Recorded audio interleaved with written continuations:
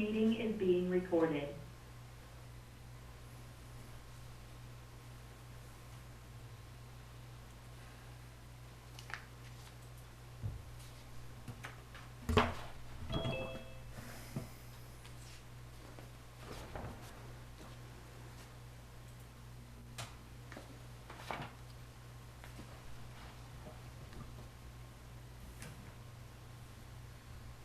Alright.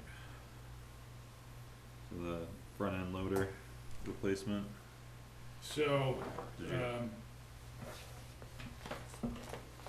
I think I already made you aware of the situation with the unit that we were renting to buy. yeah, So as a result of,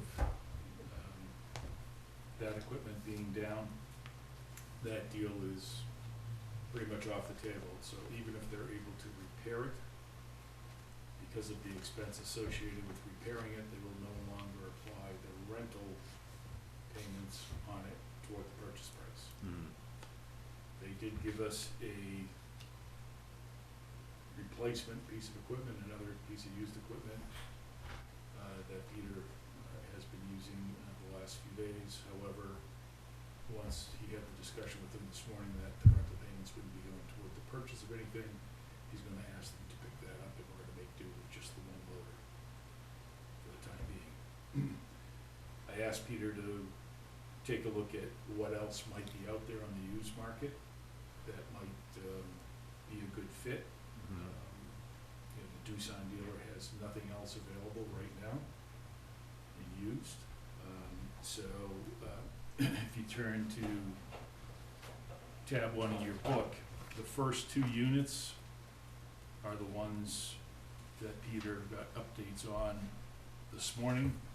The 2013 Case 721F and a 2014 John Deere 544K.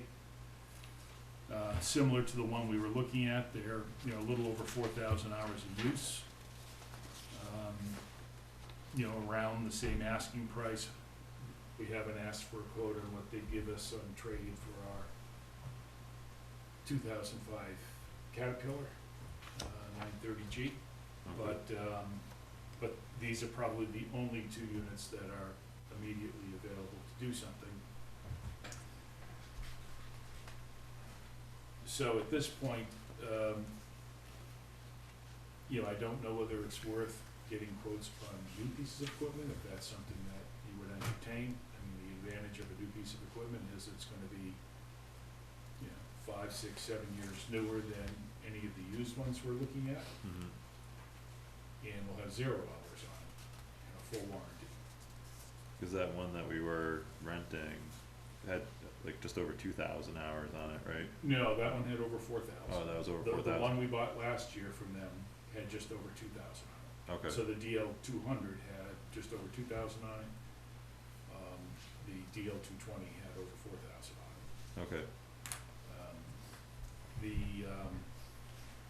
But it was 2 years newer, so the one we bought last year was in 2014, this one was in 2016, and a slightly bigger unit.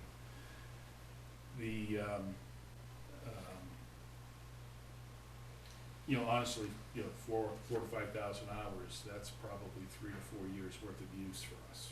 yeah, If that, it might even be more, even more, years of use. I think Peter said we may use, 1,000, 1,200 hours a year on a unit like that. So if we went with the new one, effectively we'd be getting, that 5 or 6 years of extra life out of it as well. yeah, And, a new one is, gonna be, probably somewhere between 130 and 150,000. If we went out and looked and got bids. yeah, I bought one a few years ago for Wilton, a Hyundai, which was about the same size, maybe even a little bigger than this, and I paid 125,000 then for it. yeah, I'm sure prices have gone up, because they certainly haven't gone down.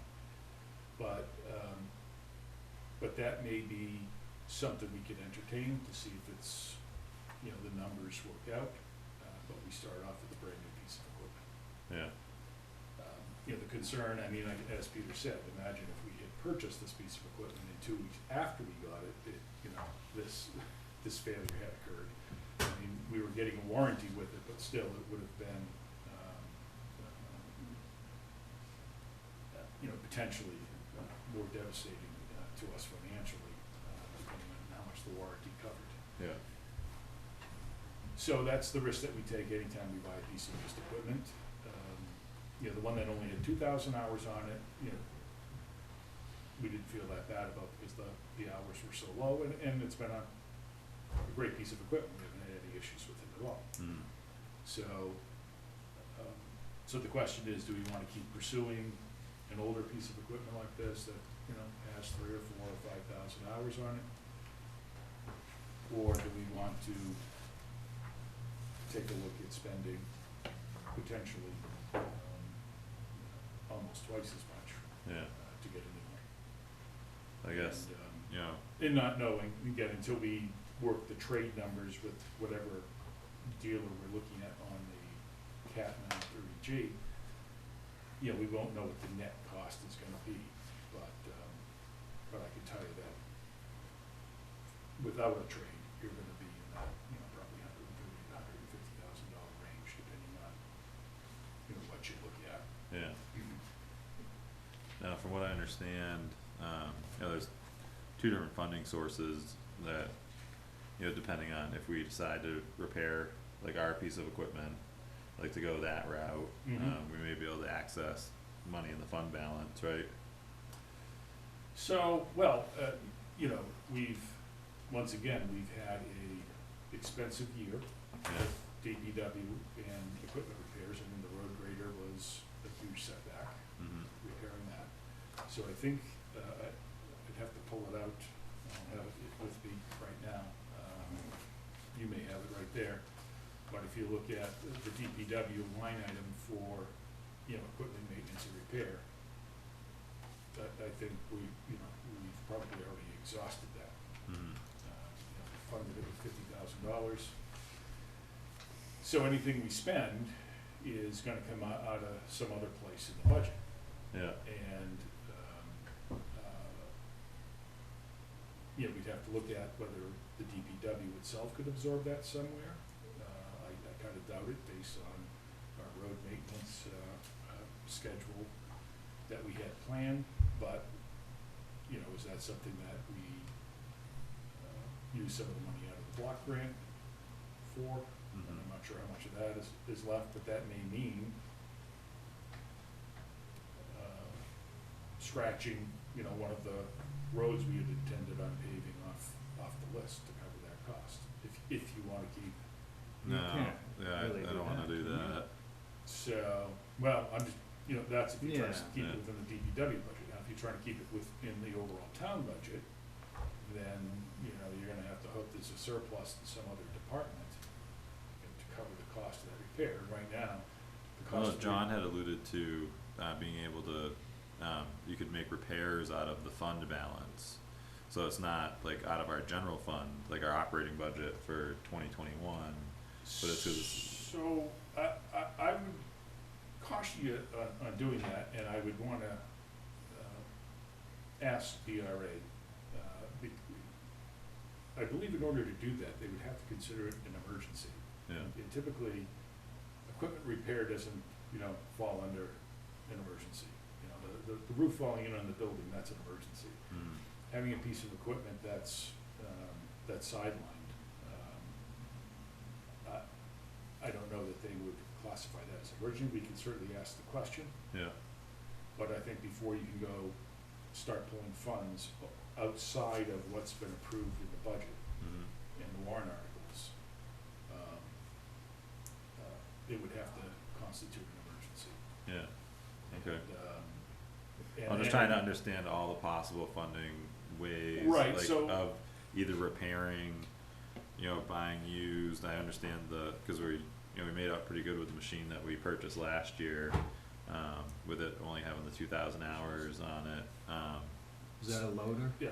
Yeah. So So, they have one loader yeah, so the other, like a operable. mid-size, I don't wanna say small, like for a loader, When you think loader, I think, you know, more, you know, a little bit bigger machine, This is a smaller one. yeah. So the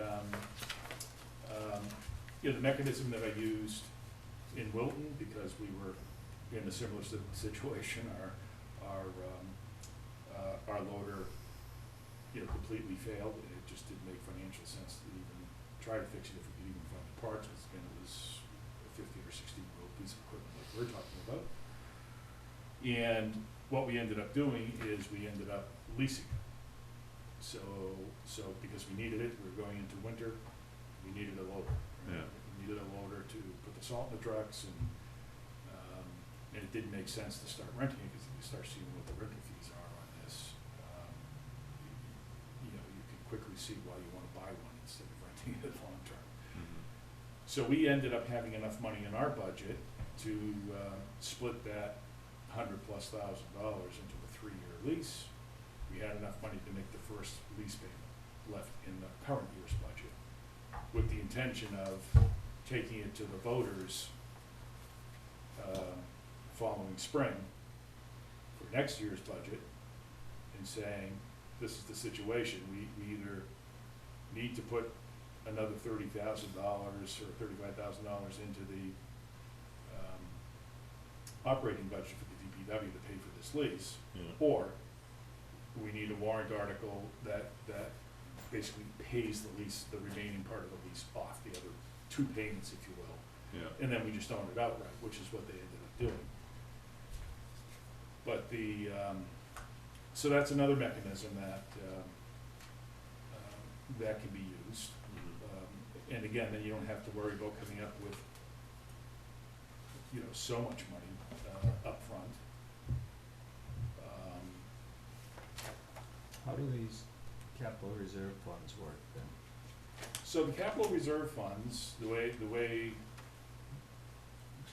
that one is currently set up for DPW is, it's set up as an expendable trust, so the selectmen have the ability to withdraw from that any time. And we certainly have money in there, we have enough money certainly to pay for the loader. The question is, it's not just making the one purchase, you have to look at everything else that we have queued up. Mhm. And unfortunately here, the capital improvement plan, I haven't seen one since I've been here. You know, planning board controls that. I know they're working on it currently right now. Mhm. You know, I know Lou Alvarez had reached out to me about joining him in some of the discussions with the department heads so they could build that plan. But you wanna see what else is in your plan, right? So that money is set aside based on amortizing, you know, the cost of replacing a piece of equipment 3 years out, 7 years out, 15 years out, you know, whatever schedule you have it on. And so if you kind of pull that money forward to make a purchase that isn't in your plan, then you have to either defer another purchase, replacing, you know, whether it's a dump truck or some other piece of equipment, Mhm. or you need to go back to the voters and say, we need a little bit bigger hit in the DPW capital reserve fund in the spring to kind of backfill what you're taking earlier out of it. Yeah. But I guess I don't understand, if it's for highway equipment, wouldn't that be, I mean, we only buy we don't buy equipment because the capital improvement plan says every 10 years, we buy it when it breaks down, right? Well, so it's, that capital improvement plan is supposed to be,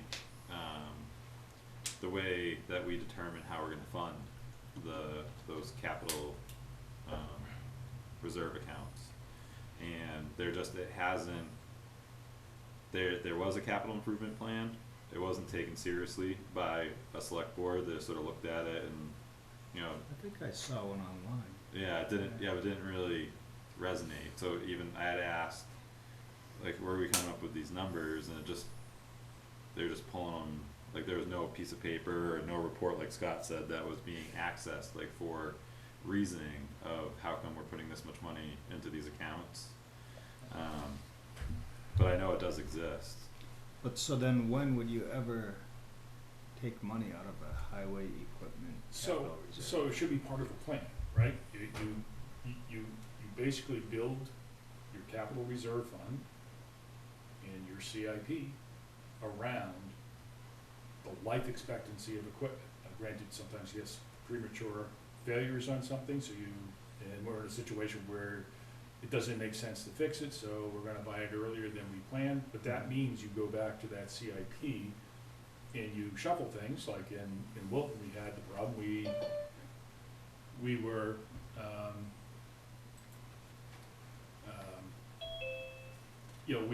we were on track to replace one of our fire engines, just a straight engine, but then our ladder truck failed inspection, and it was 30+ years old, and the cost of repairing it didn't make sense, so we had to switch things up.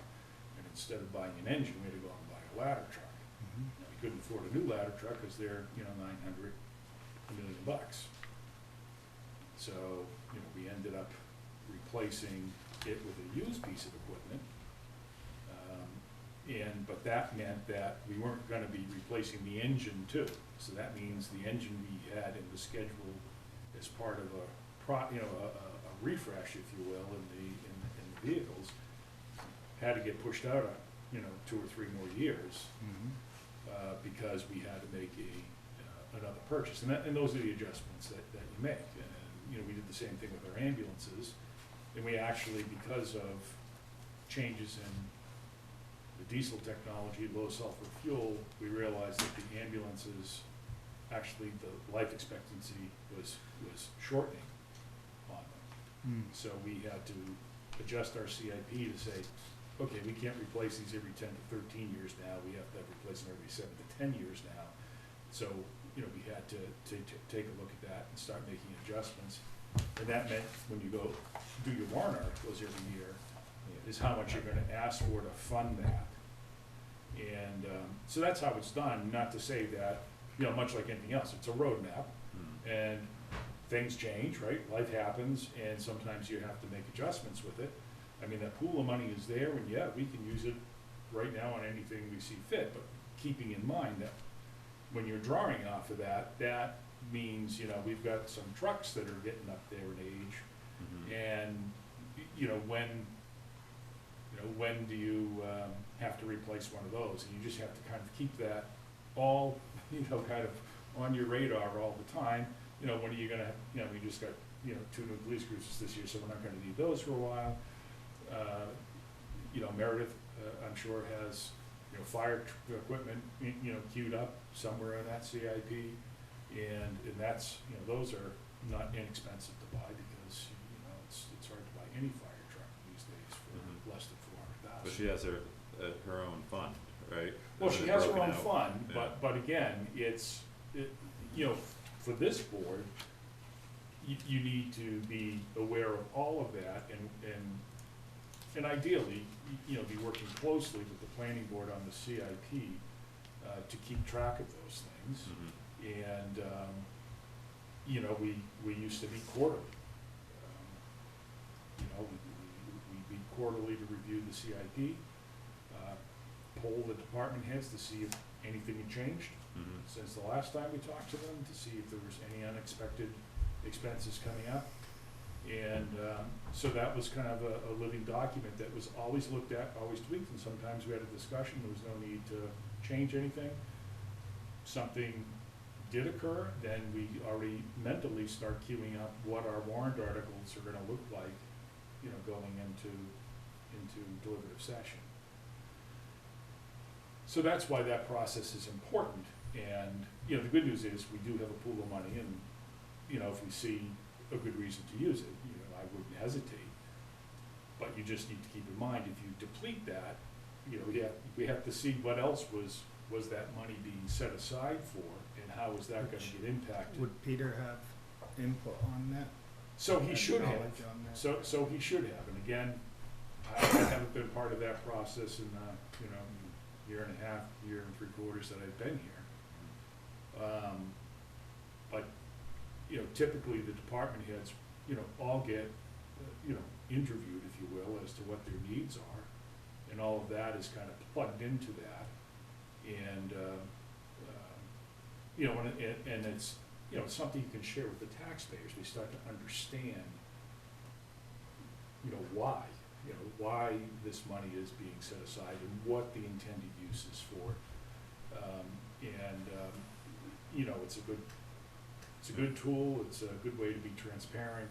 Well, that's why I kinda pushed the planning board on that, Yeah. was just that, like, it was necessary, and it's too bad, cause it wasn't done that long ago, but it's not current now, because it wasn't followed necessarily, and everything's out of whack Yeah. on it. Yeah, But, so they put a lot of work into it, and that was a tough hurdle to get over, like, just to let them know that it wasn't for naught, it was just, but we need it, and we wanna start Right, so- utilizing that. and I think if we use it correctly, and honestly, even, if our quarterly meetings, at least, twice a year, get together, as a group and kind of review it, it starts to become more relevant to everybody and more real as to what we're talking about. And, I think it's a great idea. Mm. I think it's a great idea to, we can't treat it like a master plan where we do it and we stick it on a shelf and we let it collect dust for a while. And then just, blow the dust off it every once in a while. It really is something that should be a management tool that we're using really year round to make. And it should be a part of our, during the deliberative session, the Right. information that goes out, Yeah, cause then that's half of the reason is why, right, and how do So you come that- up with it? yeah, That's like a living document, and it's constantly being looked at, constantly. Mm. updated.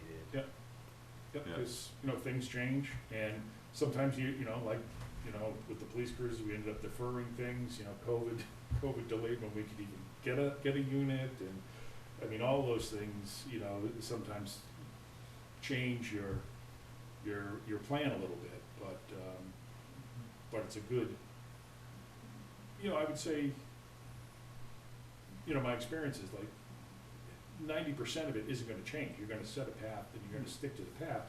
The only time you're gonna deviate is an unexpected expense, Mhm. or the voters are not in the mood to fund it that 1 year, so or not as much as you wanted, or whatever it may be, in which case then, if the money isn't coming in, then you have to alter your plan or start, pushing things out if you can. Yeah. That's the idea, is like, once this is worked through this round, the capital improvement plan, it's gonna be implemented, like, with the board, used as a part of the budget process, and then, fingers crossed, even when we're all not here, like, the next boards will, like, honor that and follow that, same tool and utilize it. So, there's nothing really actionable tonight then on the loader. There really isn't, we don't, we're just trying to, we're trying to see if we can find a decent piece of used equipment, but right now, we're not really seeing anything that's probably any better than what we're looking at. Mhm. So, we're kind of at the mercy of what's happening in the market as far as used equipment, and that's why I told Peter, should we consider just purchasing new, because if you want a new piece of equipment, that's a little bit more as far as certainty as far as availability Mhm. is gonna be better, not necessarily instant, but, depending on which model you're looking at. So he's gonna have to drive this narrative and make sure that we have all that information, so that we can act at some point. It's Yeah. gonna be pretty much at his pace. Okay, Yeah. well, I'm concerned, because like I said, we're gonna give up the rental, Mhm. the second rental, just because of the expense, and he's gonna make do with a single loader, but that is only gonna suffice for so long. But I have no recommendation from the department head, Right, so. I don't No, know. I hear you. Yeah, yeah, yeah. just trying to And keep you in the loop. Even I tried to speak with him while we were purchasing, the truck that we, Yep, put on order for him. And I thought he was gonna be really happy at the end of the day, but then he wasn't at, like, the model or some part of it. you know, it wasn't quite what he had wanted because of service, like potential service issues with that brand. Yeah, But he never brought that up, or, you know, that was, while his liaison was somebody different, so maybe he didn't feel like he could speak freely with me at that point yeah, about things, but to find out afterwards that that wasn't his recommendation, you know, yeah, I didn't like that either, you know, Yeah. cause he felt like, you know, whatever he had said to somebody wasn't relayed, or, yeah, so, I just wanna make sure that we have his input Yeah, as the department head, Yeah. so, And and I know he's Before we going on leave the vacation topic. tomorrow, but, how much money is in the equipment capital reserve, do we know I that? believe it's over $300,000 in the DPW. so that would be a report that we'd need Yeah. to, like, at that time, so we have 'Cause all. it looks to me like that's the only place we can get the money from. Mhm. I don't see anything in here. I mean, in here is the equipment maintenance, we're 18,000 over. Mhm. That's, Well, So- this only has so- the expenses, I thought, and Yeah. anyways, yeah, that's, Yeah, so the other question that I have for you, especially as we're gearing up to go into budget season, is this is the second year in a row where DPW has overspent their equipment maintenance, budget by significant numbers. yeah, You know, part of the problem is these pieces of equipment are not inexpensive to fix when they break. And we have an aging fleet. I mean, that's part of the scenario, is you have the aging fleet and, you know, when it breaks, you know, $10,000-$20,000 bills are not uncommon with some of these pieces of equipment. mhm, And, you know, my caution is, well, one, obviously refreshing the fleet and getting newer equipment in, you know, and we're seeing it with the police department. We've got 2 new vehicles, and obviously the expenses to repair vehicles is Well, yeah, down. and to some degree, that Yeah. started to take place at the highway department too, where we have that, Yeah, you know, new used loader, Yeah. a new truck that's gonna be coming, yeah, what, in October or Right. so, but, yeah, you know, in the meantime, you know, I think we should consider upping that line item going into this year. Like I said, the trucks aren't getting any, you know, the dump trucks themselves, are getting older, now, and, what I don't like about that, like, putting it into, like, like, the current year budget, or the, Yeah. and, like, what's nice about, like, the trust funds is that that money stays there, like, for that purpose. so it's not for maintenance though. No, but could we start one for maintenance?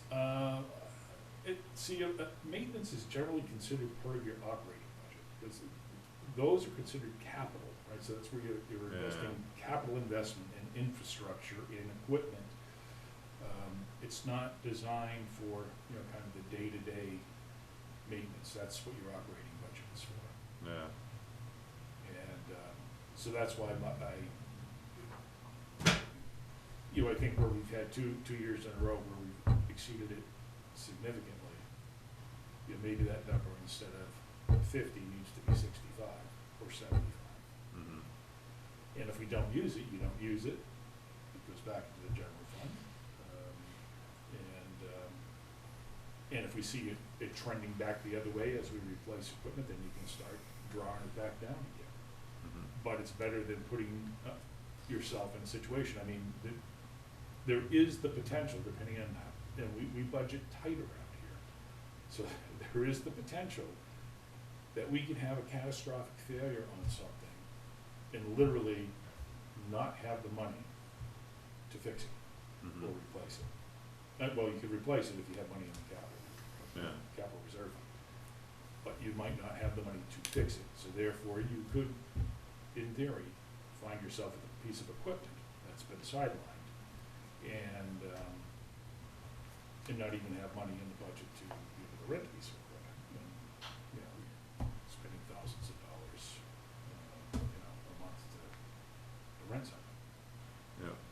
since we're on, kind of budget talks, Mhm. which I like, which is good, cause I'm hoping to start it earlier this year. But one of the first things I would like to review is where we're at, with our fund balance. And I know that, like, what's included in that is, unpaid taxes. But that must be broken out as a number, like what the cash value is, right? So, yeah. What the yeah, we could- over budget was Yeah. from, cause we had excess money, like a surplus last year. And then I would like to have a conversation with the board to determine, a cap for the fund balance and where we're gonna stop it. And then start returning, the excess each cycle. So, I mean, DRA gives you, No, I'm The well range. aware of the range. right, But I just wanna find out where we are in that range, cause the we're on the discussion, high end. yeah, but then, with that being said, I understand that uncollected tax payments is a part of that number, right? Yep. So that's why the cash value is important, to understand, like, how much we actually have in there. Right, Cause uncollected tax dollars isn't gonna pay for an Right. emergency. you can't write a check against that. Right. So I just wanna make have an intelligent discussion, and then Yeah. try to, like set that cash cap I like it. and, just get in the habit. And that, I would feel better about, alright, yeah, so let's ask for a little extra in a repair line, and just knowing that it will be returned back, like I wanna get out of the use it or lose it mentality, and just everybody really understand that, it's all our tax dollars that Yeah. are paying for this, so. Looking at last year's DPW maintenance, 112,000. And there was budgeted 50,000. mhm. Right. So somehow, there was a big shuffle. He only went, what? Well, a little 12, 13,000 over budget. Overall budget. Well, for a number of years, it seemed like there was a reluctance to replace equipment, so, just like the roof. This is what we're living in. Yeah, so we gotta correct this trend, but not do it, and hurt everybody, like the taxpayers. No, and it has to be done, I think Yeah. like you said, we need it.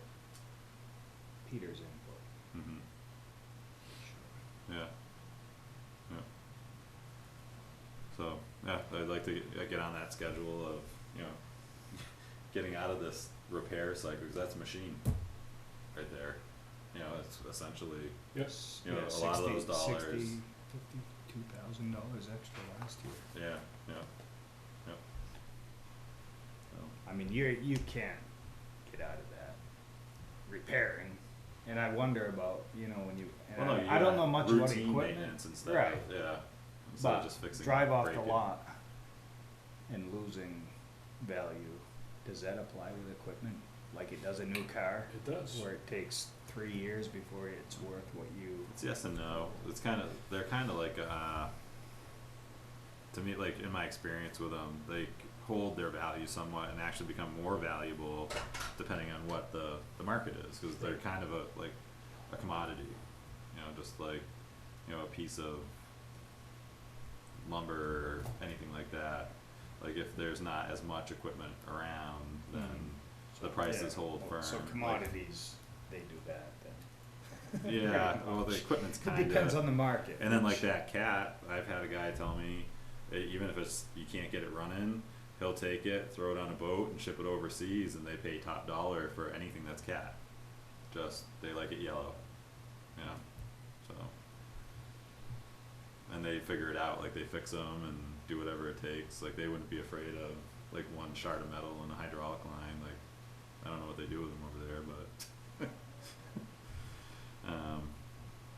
So there's certain brands too, that's stronger resale, and I think that's even with that issue with our cat loader, like the trade-in value seemed relatively high, 28,000.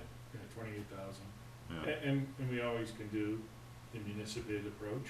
mhm, Yeah, that's what we did in the last one, is we're gonna try to auction it ourselves. If we get more money, great. If we don't, we'll take the trade-in value. That's how we worked it on the loader we bought last year. no, I couldn't remember, did we make the repair on, no, we didn't, We that did just make the repair. Well, part of the problem again, because of the age of the equipment, couldn't find is the part, you right? can't find the part. And And we if you're still- lucky enough to, you know, Peter's creative enough, and most of the guys are, you know, they start looking all over the country for the part. Mhm, And if they can find a used part that's in reasonably good shape, that could be reconditioned, et cetera, or already has been reconditioned, they'll snap it up. But, you know, Peter looked for the old Komatsu, and could not come up with a solution, mhm, to even entertain repairing it. And, but it wasn't for lack of trying. yep, And, but there's a strong call for that machine, yeah, yeah, yeah, yeah. Now, you know, and the Komatsu was a surprise. I mean, they were only gonna give us $5,000 in trade, Mhm. because essentially the front bucket was inoperable. And we ended up selling it for 19.3 to somebody that said, yeah, I can fix it, and I think when I'm done, it's gonna be worth 35. yeah, So, you know, it worked out for us. We're $14,300 ahead, and, you know, we might find the same thing with this equipment. You know, they're giving us 28, maybe we can sell it for 37, you know, now until you put it out there. now with that municipal bid, Yeah. could we put the cat on, see how it performs, and then that money gets used in the same, So it doesn't get used, you know, because it goes back into the general fund. I mean, you no, get the I money know, but we back, could use it for this purchase, like for this purpose, right, to apply it, You really can't, unfortunately.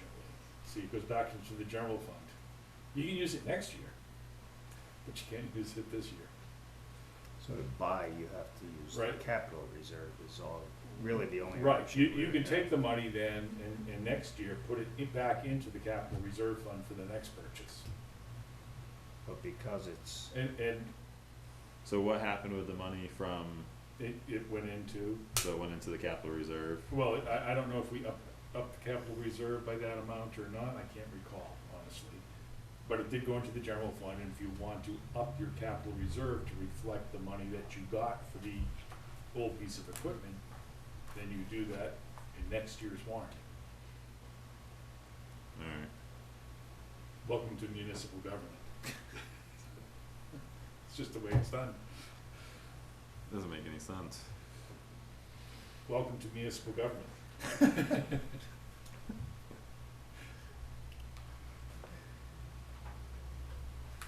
So we would have had to have put that onto the warrant Well, we just last would've- year, or can we still do it for next, like this next cycle, because Well, this, this next cycle, I 'Cause mean, this next so cycle is the let's one- say we, this next cycle is the one that we can, so depending on what our cap conversation is, like the excess from the 2020 budget is what we'd be looking at potentially giving back to the voters in this upcoming warrant, the 2022 warrant. right, so if you have It's weird, a, it's like 2 years behind. so if you Or a year have behind. a surplus amount, Mhm. and you wanna use the surplus from this year's budget, if there is one, I mean, we had a very small, I think we had about $70,000 left in the overall town budget last year, Mhm.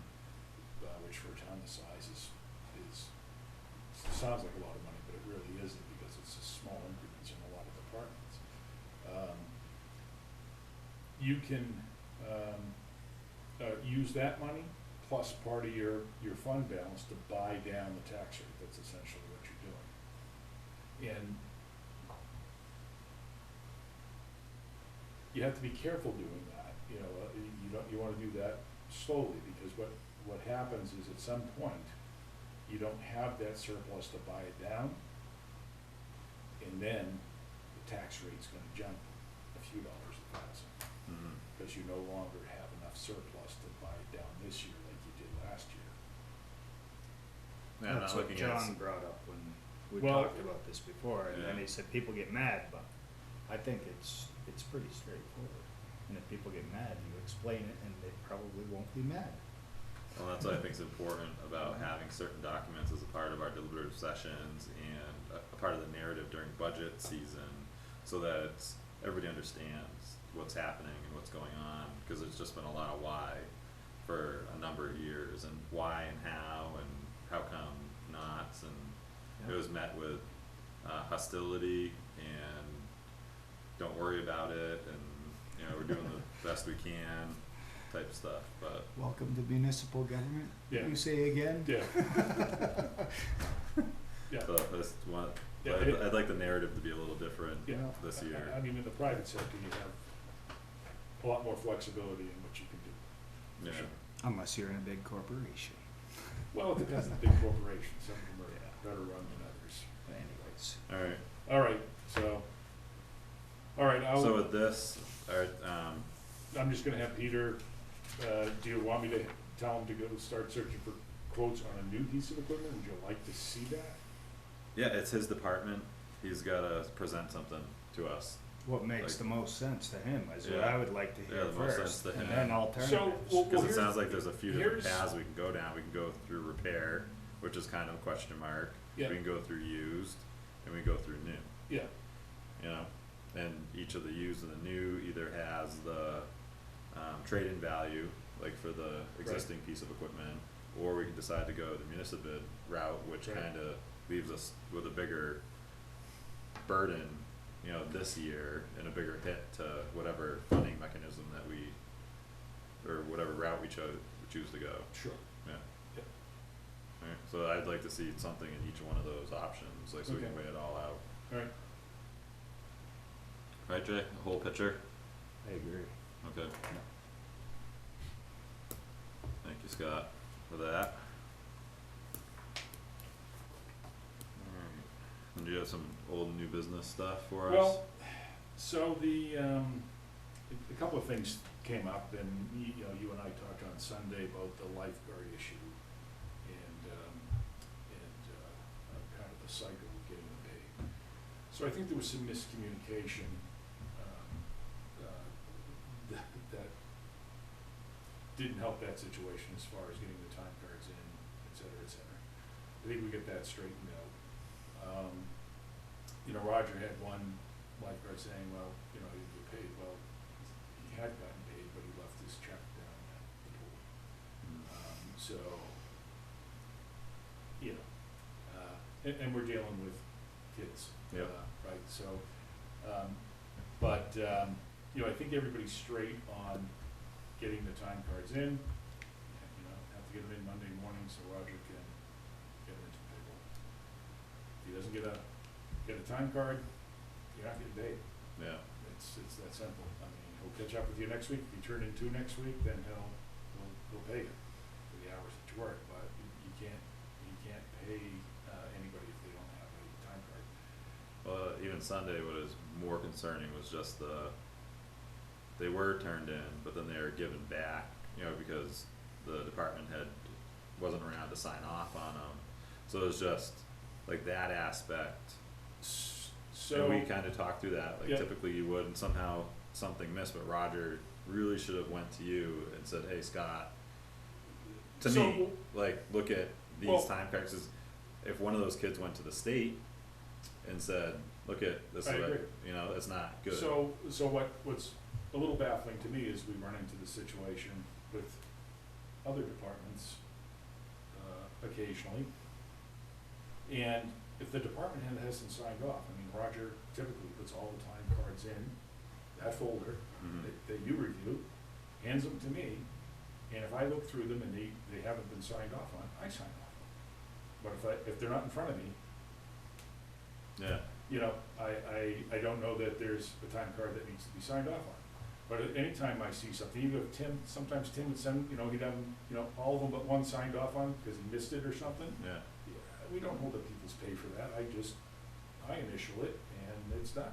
okay, So, so I don't know how those got pulled out and then given back. I don't, yeah, I honestly don't know why there are some things that Roger seems arbitrary on and I'm not sure why. Mhm. And that applies to invoices as well as time cards. Mhm. Okay,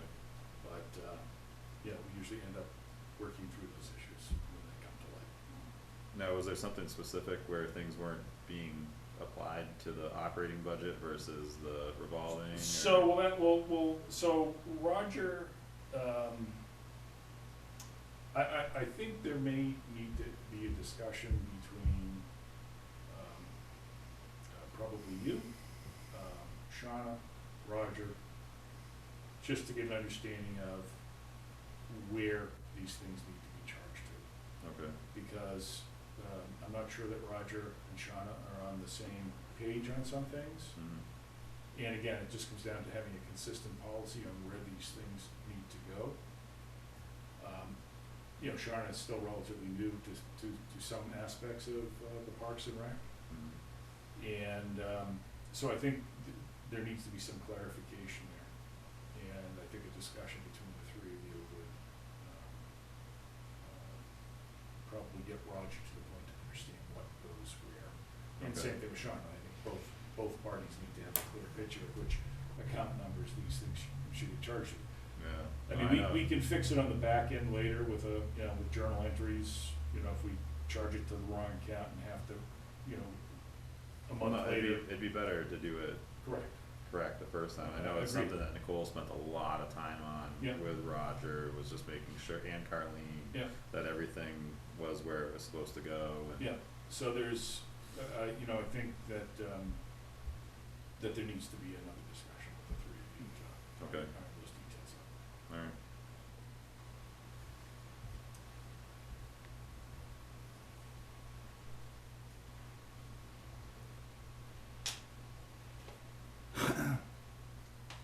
I wouldn't mind sitting in on that to get a handle on these, if that would be possible.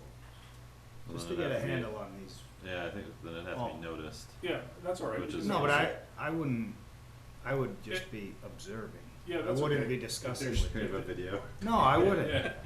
No, if there's two of you in the room, I would just, if it's a scheduled meeting, there's no reason why we can't notice it. If it would all work out. Yeah, Just because I wanna start getting a better handle on these accounts and funds Good luck.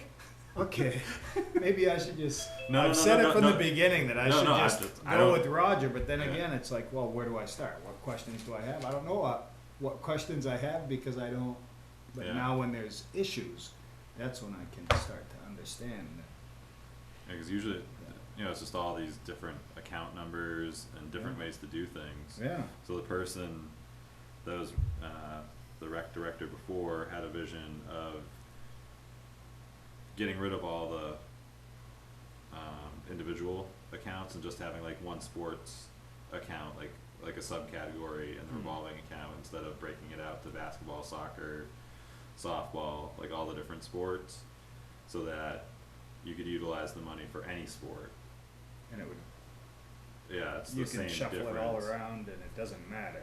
Yeah, yeah, If you didn't need as many baseball bats this year. yeah, yeah, but then you needed more basketball Basketballs, equipment than, doesn't matter, yeah. but then when Nicole took over, which is like we were butting heads on, she wanted it broken out, so then she started the process of like adding more subcategories to everything, which made it a little bit more complicated, like on Roger's end of Oh. where that's part of why she spent so much time with them, but she wanted it to be specifically soccer, basketball, baseball, the adult rec stuff, like everything that we took money in or spent money on, like each one had a line. So there was more there, when she was done. And I think that's probably where Shauna, like, isn't, yeah. like And- seeing all those different accounts, yeah. It's, you look at all the account numbers and trying to understand what's what, for any new person is a Mhm. challenge.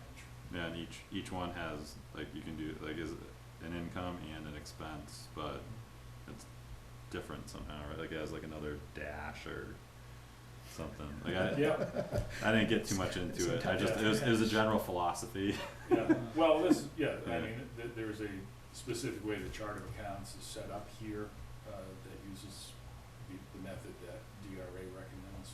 Yeah. Not all towns use it, but most should, because it just makes life easier. Mhm. Alright. The other thing that I think we wanted to touch base on was across the street, 670 Turnpike Road. Mhm. There was some concern about the driveway access. The planning board had asked us to take a look at that. And I think based on the information that we have, and I think you were shared on you know, a copy of the deed for the property, et cetera, Yeah. that the neighbor has a deeded access. Right away. Yeah, from the 670 Turnpike Road property. And so as far as we're concerned, it's not something that the town has, or that the Board of Selectmen anyway, or the building inspector, or the road agent has any jurisdiction over. Mhm. They're using the neighbor's driveway. The neighbor's driveway is already a New Hampshire DOT approved driveway. And as long as the two neighbors are in agreement and have a deeded agreement between the two of them for access using the same driveway, then at this point, I think it's really an issue that's been resolved. Yeah. You know, I don't think there's any other action that we as a board need to take on it, and I don't think there's anything from the building inspector's side that I can think of that needs to be done. The property owner has already sought out the appropriate permits for the other activity on the property, so as far as I can see, it looks like he is on his way to compliance. Okay. Huh. I agree. I don't see that there's any actionable items from the select board perspective, in regards to the activity at 670 Turnpike Road. Right. Yeah. So, and then the final thing I had under old new business was just kind of an update on the Finance Advisory Committee. Mhm. So Nicole had stepped off the committee, I think before deliberative session last year. She only participated in a couple of the budget meetings just because of her availability. Nicole Sutz, I can't pronounce her last name. She, I know she, Mark. yeah, so there was Mark, Jeff, Jack, and Nicole. But Okay. Nicole's availability wasn't very good last year. I think she had a lot of work conflicts. Okay. So she kind of ended up stepping off. Mark Fourier is off as well. Mhm. So he resigned as chairman. So I confirmed with Jack and Jeff that they're still interested in moving forward. And I let the moderator know, because the moderator appoints the Finance Advisory Committee folks, that we are in search of 2 replacement members. Has he responded? He has not. In fact, he was in today on another issue, and I forgot to ask him about it, but I will see him again tomorrow. He's going to be in tomorrow as well. Now, those terms were staggered terms, right? Or, So that is unclear okay. from the documentation I have. It sounded like they should have been staggered terms, but you know, I think we need the moderator to confirm that. The moderator and the town clerk would be able to establish that. But in the documentation file that I had, I saw the suggestion that they needed to be staggered, but I saw no evidence that it was actually done. So Okay. I will wait until I have some firm information. Okay. And actually, like I said, the moderator and the town clerk, I'm sure can work out the appropriate terms for people Mhm. and get new people in place hopefully. So Doyle, did you have some input? Finance Advisory Committee is an advisory board committee appointed by the selectmen. The town administrator, clerk, and the moderator have nothing to do with it. And there is no term selected position. The people are appointed by the selectmen and dismissed by the selectmen at will. Well, We're confusing. that part is right, but that's not entirely true. I can't see who's speaking. This is Hi. Jack Lowe. I'm one of the members of the Finance Advisory Committee. Hi, Jack. Uh, This is Sean Talbot here. How you doing? Hi. So that was Alan Doyle that was speaking. It's- Hi, Alan. The reason I say that's not entirely true is because we do have to be sworn in by the moderator, and there were No, you specific don't have a terms finance for the committee advisory committee. Hold on. established, as far as I know. Okay, And I had a 3-year term, for example, and I had one more year on my term. I think there was a 1-year, a 2-year, and a 3-year term for various members of the committee to provide that stagger. okay. Yeah, so we have to look into like how it was set up last and, It was set up, it is an advisory committee. You have two types, you have a budget committee and you have an advisory committee. mhm, Budget committee is formed by an RSA 32 under municipal budget law. Right. And the advisory committee is just like any other advisory committee. They have no power to do anything. They serve at the pleasure of the selectmen, are appointed by the selectmen, dismissed by the selectmen. There are no terms whatsoever. They may have Yeah. created in their mind something, but there's no such element. Well, again, I gotta disagree with you. I signed a form in my pledge that said it was a 3-year term. All right, do you So, have an There is RSA a that document that supports that? stated that. What RSA supports you having to be sworn in? I guess, look, you made a good point. There is a very strong distinction between a, quote, budget committee and an advisory committee. You know, That's there's not a absolutely right. distinction, there's a legal issue. The RSA Look, 32, after you Alan, we're going down the wrong path. What I'm trying to explain is, I understand the statutory allocation of power to the budget committee.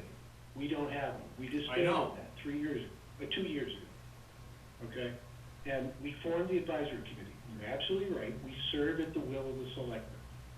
There is some formality associated with the pledge you have to make, and that was what I signed. So you're right in some context, but again, I just think it's not relevant at the end of the day. I would like Our to, committee here is to advise the selectmen, and that's it. That's all we can do. all we I'm have no asking, powers. when we're discussing having moderators swear people in and having to appoint and so on and so forth, I would like to know which RSA requires that be done for an advisory committee. Because an I don't advisory think it committee, requires it. so I guess we'll leave it at an this, right? advisory committee. I'd like to leave it at this right now, is that we're in a fact-finding stage, early, right? Ish.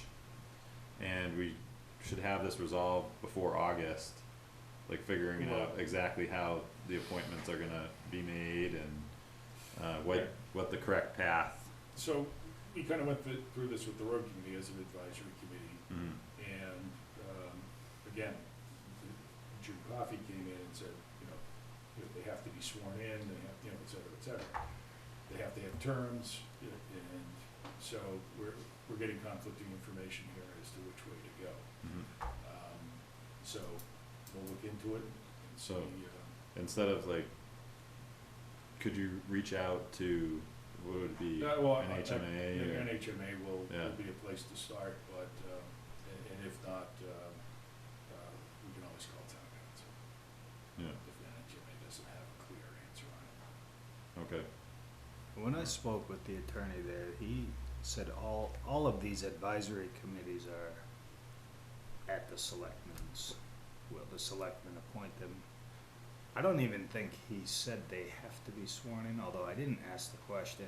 When I was appointed to the Heritage Commission, which that may be a little different, I think, and an advisory, Well, that's also in the form of an advisory committee. is it? So I was told to be sworn in, but I was appointed by the selectmen, yeah, recommended by the commission, and then the town clerk swore. yeah, So I don't- okay. Alright, so we gotta get them positions Yep. filled. Yeah, I know anybody that's interested. There's a few, so, There are a Alright. few people interested? oh yeah,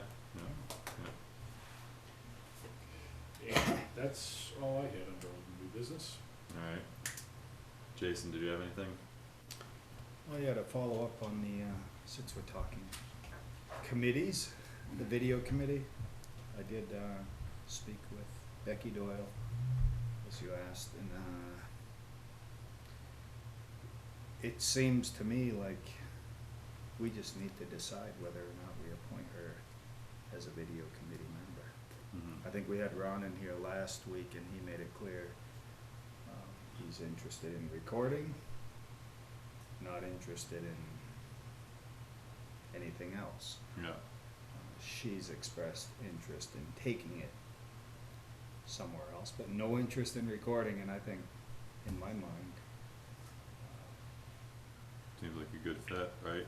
it seems like, Yeah, yeah, I don't see why we would hesitate to appoint a volunteer. so do I hear a motion being made? I'll make a motion to appoint Becky Doyle as a video committee member. I'll second. All in favor? Aye.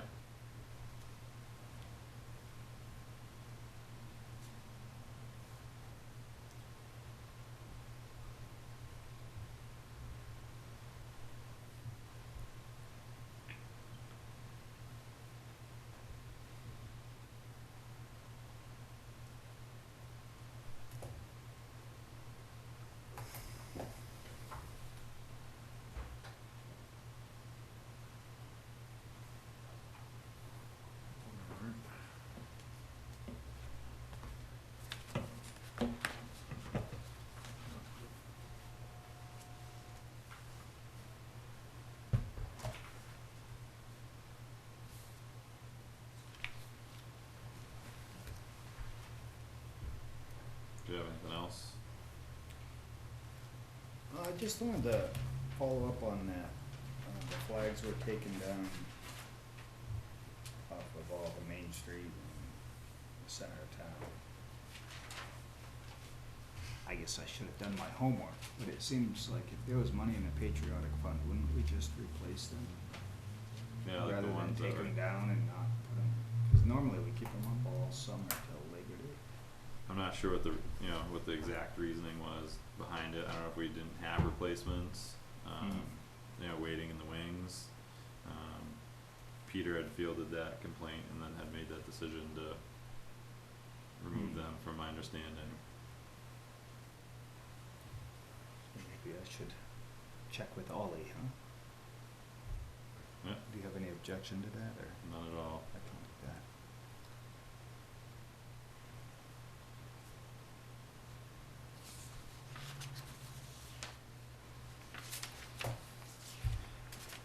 I didn't have anything else. Okay. Have you looked at how this folder was organized? The yellow? Usually it's, Just trying to understand the different. So we have this for fire PPE out of their capital reserve. yep, Was this a note from Meredith or? I believe it was.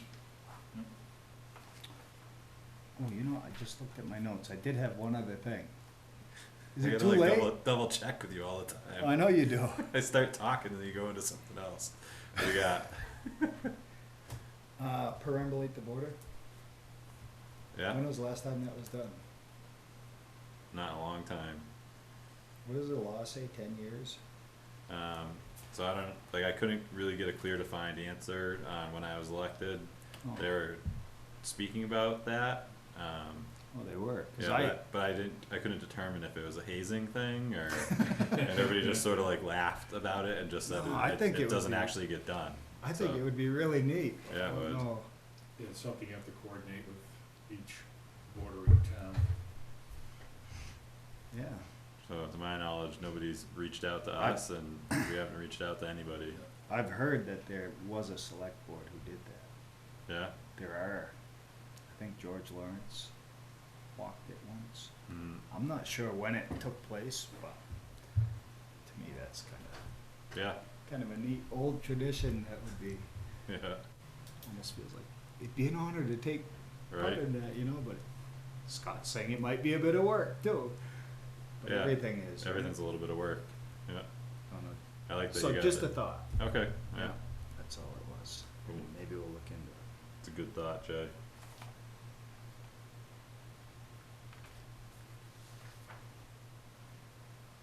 And it's a really cool word, perambulate.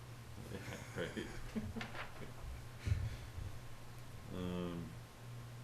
So again, same thing, but this is for the police. I'm assuming. I just didn't understand Right, why. so the things, so he runs the AP, that comes out of the, you know, the general fund, right? Yeah, So anything else that would come out of an expendable trust, he has to have the three of you sign. He then writes up a request, that actually comes from me. I'm the one being requested, or requesting that the money be taken out of one of the trusts. okay, You sign it, he processes it, asks the trustees of the trust, basically to transfer the money into the general fund. So we basically cut a check to ourselves, yeah, and that's how those things are funded. okay. So I guess I'm assuming that they already, you know, who double checks it, like to make sure that that was a part of, So, you leave it to the department head to say what's, you know, what they want to have come out of the trust. If it's a legitimate expense based on the way the warrant article was written when the trust was developed. yeah, If it's an expense that falls into the wording mhm, in the original warrant article that established the trust, then it's a legitimate expense and they charge it off to the trust as opposed to their operating budget. yeah.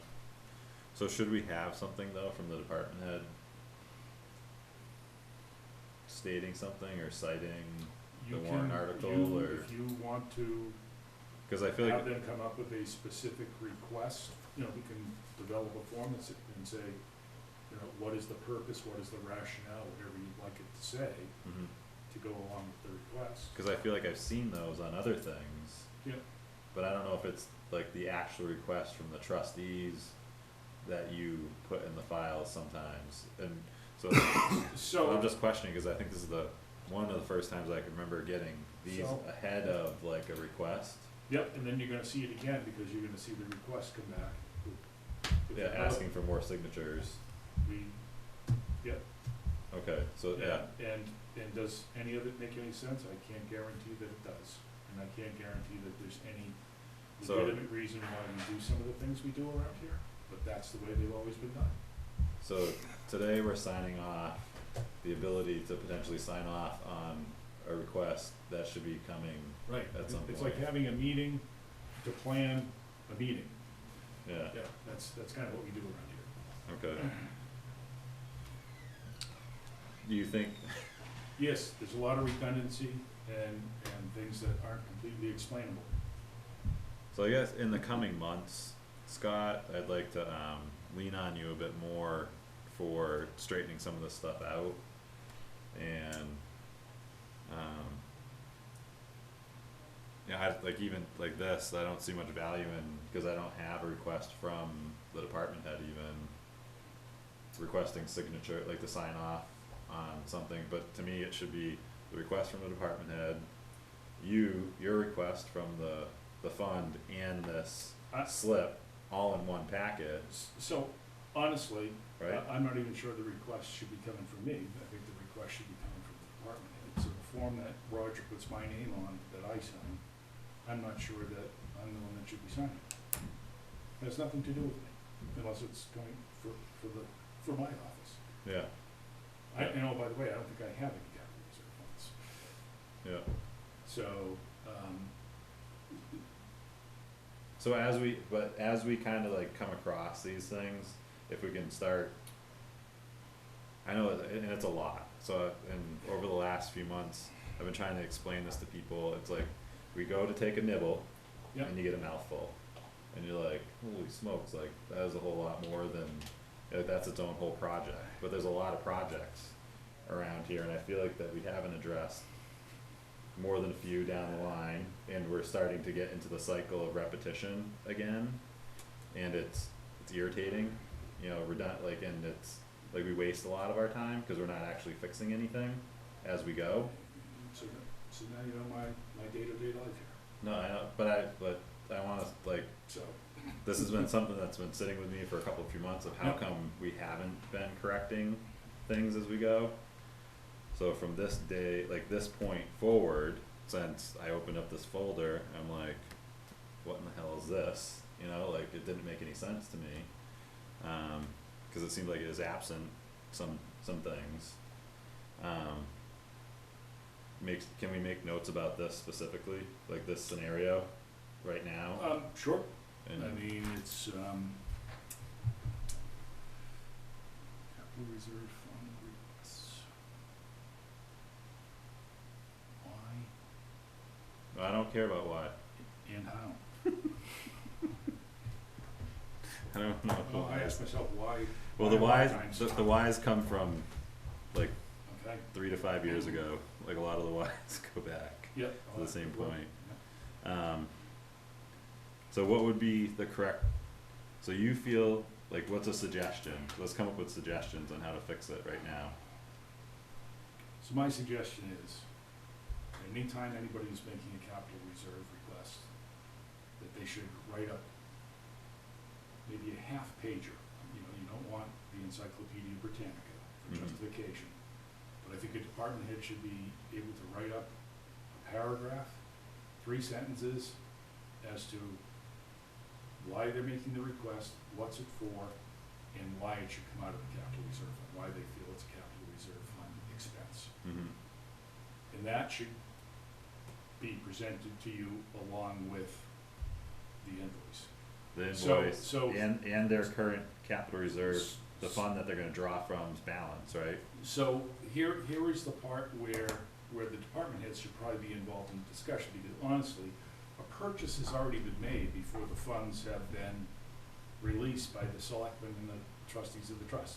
Mm-hmm. We already have an invoice, so the purchase has been made without securing where the funding is, you know, what part of money the funding's coming out of. Well, these So both, if these you- both if you do turn say that balance down- due, but I don't know, like you said, they Right. very well could have actually already been paid for. So the question is, when you're gonna make a request like this, I mean, typically, I mean, the few things that we've done for police, for fire, you know, when we were gonna do the order of police cruisers, before we had to pay for it, Mm-hmm. you know, Tim and I had the request and all that in with Roger and had that done and had it in front of the selectmen before the cruiser was even ordered, right? So that was, it was an approved purchase. Yeah, On some of these, it's an after the fact, yeah. and that is probably not the correct way to do it. Mm-hmm. Yeah, so I guess we have to start this narrative, and I'd like to start with a suggestion. And So my what you suggested sounded good, so I don't know if you wanted to take those notes down of how you feel like it should go, and then get feedback from each department head. Like, what would be a good way to start addressing some of this stuff? Honestly, what I'd like to do is, you know, we do have a consultant that we use. She supports us on some of these types of questions and activities. Who's that? Joanne Smith. Joanne, okay. And honestly, I would like to, get her in here. And I think we have enough money in the budget, for consulting services for the Board of Selectmen's office. And I've had this discussion with her previously as well, that in my opinion, we need to re-examine everything we do here to make sure that we're, using the right, you know, accounting practices Mm-hmm. and the right processes, and, make sure that, you know, there are things, we get the audit report every year, and every town gets them, and they always have. But we pay for the lowest level of that, of report. Correct. Well, again, So, it's, like with that audit, just like, and I think Jason would probably be of the same motivation, I don't know, but I'd like to pay for the higher service, like, I don't know what the next tier is, so we get a little bit more out of that audit process instead of Right, so, not much. So, and you may have been around for the discussion that I had with the board previous on that, Mhm. is that the auditors as well, getting, the auditors give us a report, and when they say, well, you're deficient here, you're deficient there, you need to do this, you need to do that to improve, kind of tighten things up a little bit. And then you go back and ask them, well, exactly, you said we're deficient in a few areas. Tell me exactly what I need to do to fix the problem or address the problem. Oh, well, that's gonna cost you another $5,000 or $6,000. Mhm. And that's where we were, that's kind of where we left it, and the board at the time did not want to expend that money to make that happen. There's also, you get into an issue, and the reason why I point to somebody like Joanne is the auditors are also, much like attorneys and everything else, there are only so many things they can do this, so they can't be advising you on one thing and then auditing your books too, Mhm. because there's a conflict there on some issues. So there's only so much advice they can give us as our auditors. Yeah, So you would have to look to another secondary source like a Joanne, or even another accounting or CPA firm to come in that experience in municipal government to help you fix. to take the recommendations. Right, exactly. So So- as a part of when I was at, one of the school board meetings, to speak about some things with them, it just so happened to be on a night where they were going through their budget with their auditors and, well, it had to do with how they caught like that money and Mhm. different things. But he went through and just, like, they had pointed out, like, the deficient areas, and they had corrected a lot of issues. Yeah. Which, they cared about making those adjustments, and I wanna take the same care here. And not just ignoring the recommendations of the auditors, and just finding a way to put those recommendations into use each day, so we get over this just repetition all the time of issues, mistakes, Yep, you won't get- communications. You won't get any disagreement from me. Yeah. So, if we could use this as like a starting point for that whole process, and I know it's gonna be a lot of work, it's gonna be extra work for us, like on the board, but I believe, we're up to the task to do it. Cause the budget, that's how we survive, here, right? And this is all budgets and numbers and money in, money out, and Yep. it's a huge, I don't know, I don't even have a lack of a better word, but yeah, just get it going in the right direction here.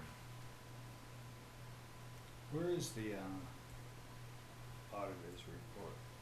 So, the earliest one that I have is for 2018.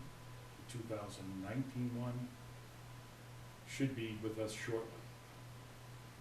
Thought I'd have it by now, but it was delayed because of COVID, and Says honestly, no we now later have to than- launch into 2020, which we just closed out 6 months ago. Says the completed reports will be available no later than March 31st, 2020. Didn't happen, Didn't happen. did not happen.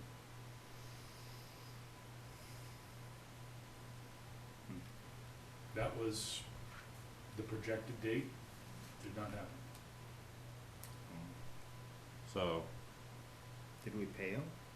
We are not paid them fully. Yeah, paid them partially, but we have not paid them fully.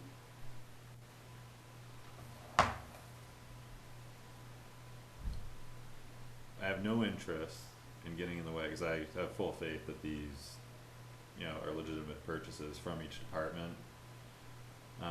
So I don't want this to get, like, I don't wanna use this as like a holdup point, or, like these documents, or like stop funding for these things, cause I know the phone's gonna start ringing tomorrow instantly. But there would be, I would appreciate a better process for this. you know, I don't know if you could make just a couple of notes from me of where, like in my mind, it would be great to have this form, the pointing to where in their budget, like where they had, you know, forecasted like needing to use this, cause it's Yeah. in there, I'm sure it is. These are all things on their end, it'd just be nice to have it as we're going through things, 'cause we see a lot of pieces of paper and we have no context, and Jason wasn't a part of the last budget cycle even,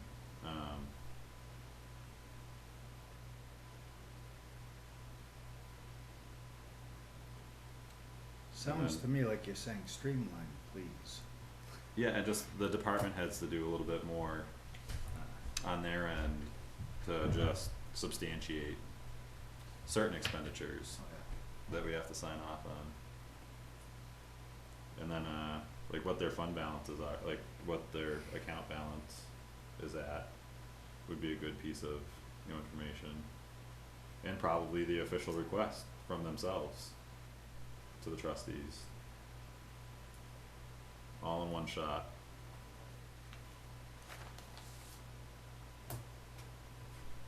Before the purchase is made. Preferably. Right. So I'm not gonna, I don't wanna separate this from this, Sure. Jason. Alright, so I already signed off on those. Alright, so this, sheet just has to do with, like, paying into retirement and such. Right. Okay.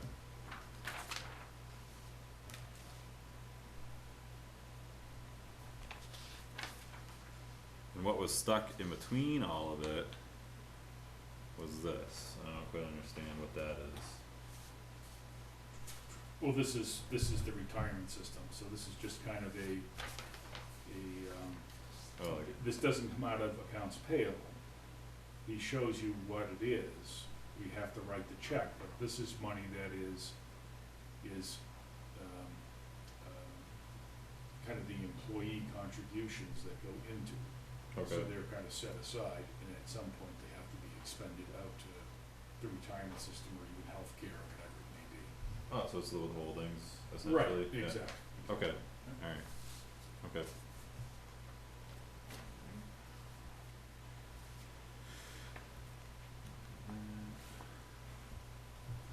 I just had a question, when I was going through this. So this is the detail, like the police detail form, right? Mm-hmm. So I'm assuming that this is gonna get changed at some point, like who generates this? So that was generated by Mike, By Mike, okay, right, by the police department, and then Mike signs off on it. okay. Now this, so this is the rate, so this is whatever, whoever paid for it, right? Right. So that would be the tree Yeah, service okay, for Eversource. yeah. And then how does this get accounted, like when they pay this, and how come it was stuffed in with the time cards? It always is in with the time card, so when, we end up seeing it, Yeah, and, it goes in with the time cards because it is considered compensation, but it's gonna come out of the police detail fund. mhm, So, we collected revenues, we invoice whoever, whether it's Eversource, in this case it was Asplund, we invoice them, the money comes into the police detail account, that gets paid out to the employee, their portion of that, from that account, not out of our regular payroll. okay, so those hours that they're on this detail Come out of the are detail accounted account, separately, not out of the labor account for the police department. okay.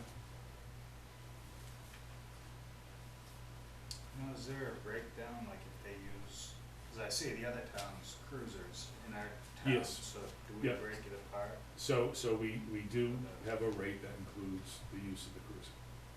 That's all part of the fee. But it all goes into the detail account. It all goes into the detail account if it's being used for detail. Much like Hillsborough County is treating us as a big detail, Mhm. paying for it like it's a detail. I I had someone ask me about that.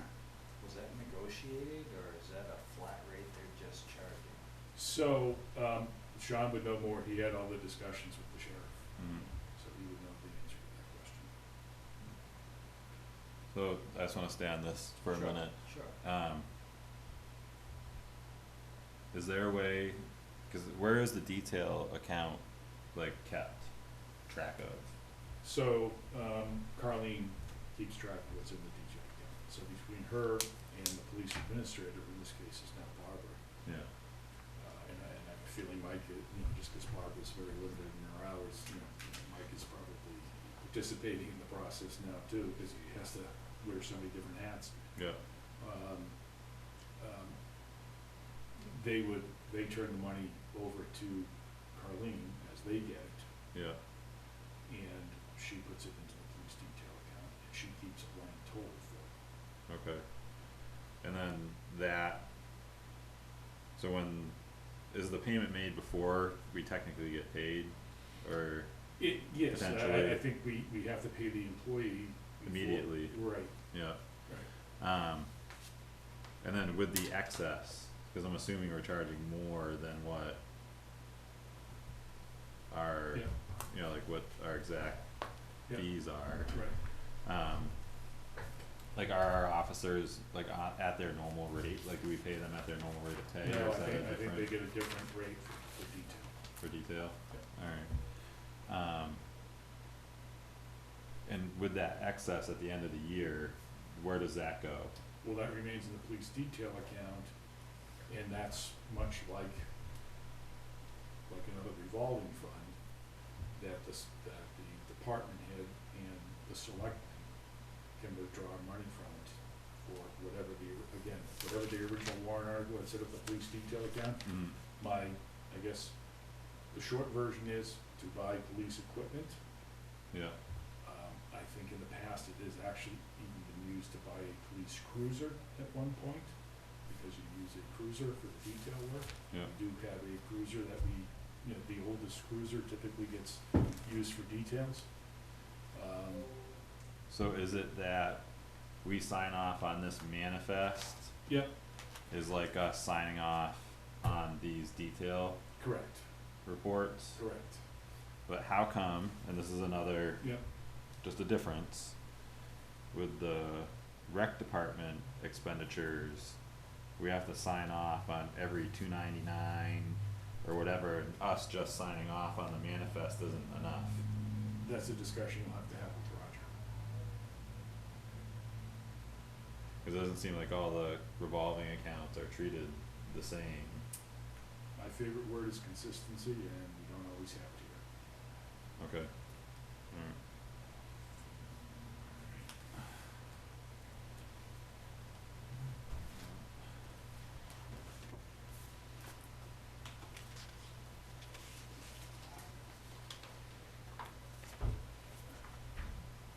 Alright. I think I'm missing something, but just when I was going through the stacks, Yep. that kinda pointed, was glaring at me. That's all I have for this evening, for old and new. Okay. And Jason, did you sign off on all of these already? I have not. Okay. No. Alrighty.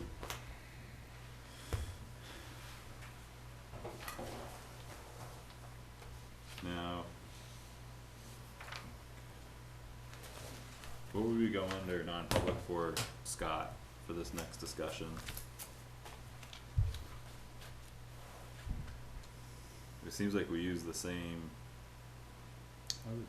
category all the time, but it, I would say C. Possibly. Yeah, I think is this the subject, I think, is this for, select board.